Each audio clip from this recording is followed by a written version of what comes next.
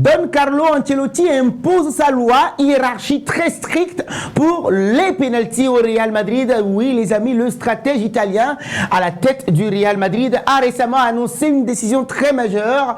Maintenant, l'instauration d'une hiérarchie pour les tireurs de pénalty à la Casablanca. C'est très important. Cette mesure intervient après une première partie de saison marquée par des erreurs, des pénaltys manqués, des débats également et des résultats très mitigés dans cet exercice assez crucial qu'est le pénalty. Donc, la question de savoir pourquoi une telle initiative, oui, est-elle devenue très importante pour Carlo Ancelotti. Voici une analyse approfondie des raisons qui sous-tendent ce choix du tacticien italien. Un bilan mitigé pour une équipe d'élite comme le Real Madrid. Depuis le début de la saison, les Merengues ont inscrit 65 buts, dont 8 sur penalty. Le club a manqué 3 tentatives sur 11 obtenues dans cet exercice. Donc ce taux de réussite de 72% est insuffisant pour une équipe de ce calibre-là du standing du Real Madrid, surtout lorsqu'on considère l'impact potentiel de chaque occasion ratée au Real Madrid. Hassan Mames, par exemple, Kylian Mbappé a manqué un penalty qui a coûté quoi? 2 points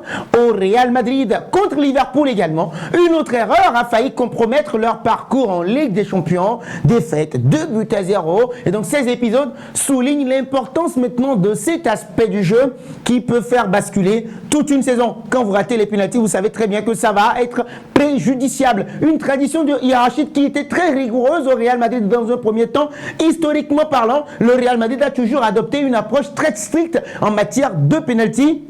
Sous les airs, Sergio Ramos, Karim Benzema, Cristiano Ronaldo, une hiérarchie très claire a été établie. Un tireur principal est désigné, suivi d'un remplaçant en cas d'indisponibilité ou de rotation de l'effectif.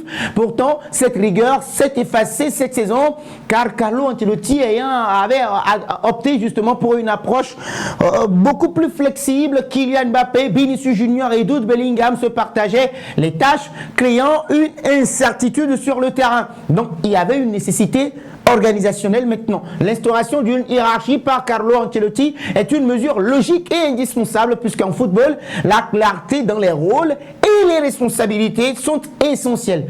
Est essentielle justement pour éviter toute confusion. Donc le joueur désigné doit être psychologiquement préparé à prendre ses responsabilités. Donc le manque de certitude peut engendrer des doutes, augmentant justement les risques d'erreur. Donc Carlo Ancelotti, fort conscient, connu également pour sa rigueur tactique, semble avoir compris qu'une telle désorganisation n'était plus viable, oui nécessaire. Et donc cette saison, la situation a été rendue plus complexe avec l'arrivée de Kylian Mbappé justement, dont le palmarès inclut quoi? 45 pénaltys réussis, y compris lors d'événements très grandioses, hein.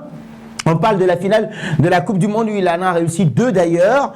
Donc Vinicius Junior et Rodrigo Goes également ont parfois déçu dans cet exercice. Tandis que Luka Modric, malgré son expérience, n'offre plus les mêmes assurances dans cet exercice. Jude Bellingham, à un moment donné, avait pris cette responsabilité puisque lui, il était en grande forme. Il était prêt à revendiquer ce rôle-là. Donc face à cette concurrence interne, laisser le choix des tireurs en libre exercice ou bien libre service n'était plus une option. Alors, il faut anticiper pour éviter les tensions au sein de l'équipe du Real Madrid. Donc, la décision de Don Carlo Ancelotti ne répond pas uniquement à une logique sportive, elle vise aussi à prévenir des tensions inutiles au sein de l'équipe. Et donc, lors des événements très cruciaux, comme un classico par exemple ou une finale de Ligue des Champions, vous serez d'accord avec nous, un penalty raté peut entraîner des regrets éternels. Alors, en établissant une hiérarchie très précise, l'entraîneur évite les débats sur le terrain, les rivalités mal placées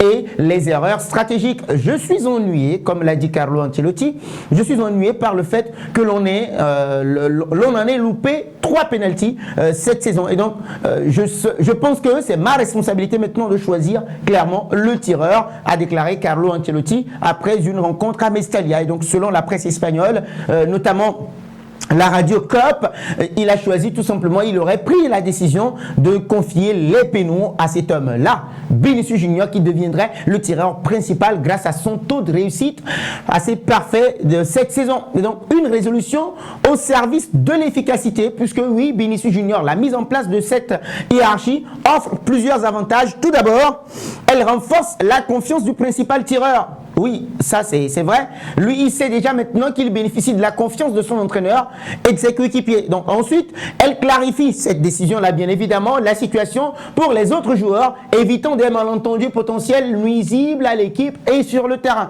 Enfin, cette décision permet à l'équipe de se concentrer sur d'autres aspects du jeu, en éliminant une source potentielle de distraction par rapport à qui doit tirer le penalty ou pas.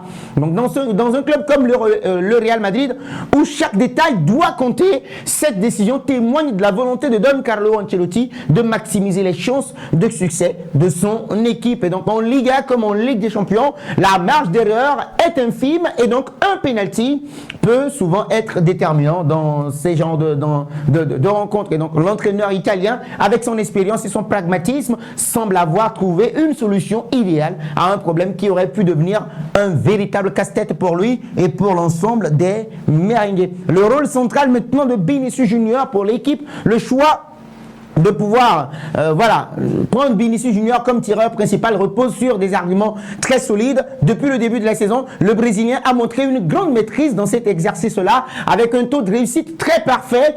Sa sérénité et sa confiance en font un choix sûr, notamment lors des moments de haute pression, justement où il faut tirer un penalty, où Vinicius Junior est toujours bien présent. De plus, cette responsabilité supplémentaire pourrait renforcer son statut au sein de l'équipe tout en le motivant à continuer toujours à progresser. Alors, en conclusion, on va dire ceci. Une décision qui est très stratégique et nécessaire dans la mesure où l'instauration d'une hiérarchie des tireurs de penalty par Carlo Ancelotti est une mesure judicieuse et nécessaire pour garantir la stabilité et l'efficacité de l'équipe. Et donc, en clarifiant les rôles maintenant, l'entraîneur réduit les risques de confusion et de tension tout en maximisant les chances de succès lors des événements très décisifs qui arriveront cette saison, cette deuxième partie de saison où le Real Madrid est très attendu. Donc, dans un club comme le Casablanca, où chaque détail peut faire la différence, cette décision illustre la vision et le leadership de Don Carlo Ancelotti avec Vinicius Junior en première ligne. L'équipe maintenant semble mieux équipée pour relever les défis à venir. Alors les amis, que pensez-vous justement de la décision de Don Carlo Ancelotti de pouvoir confier les tirs de penalty ou bien les penalty à Vinicius Junior? Vous partagez vos avis avec nous dans les commentaires, les amis, je vous lis.